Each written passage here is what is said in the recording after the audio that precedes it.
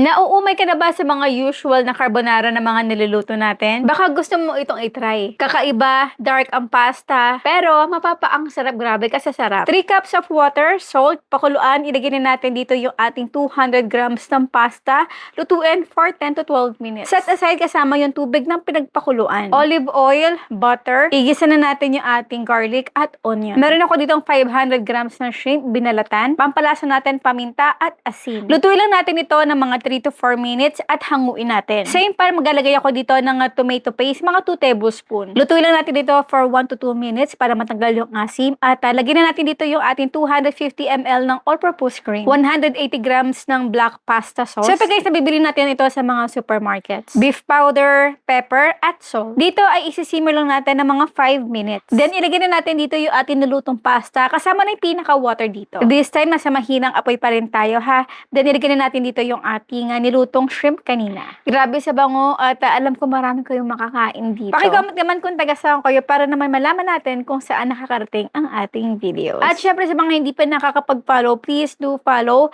comment, like, and share this video. Bye! Alam ko na kung ano yung pasarap dito.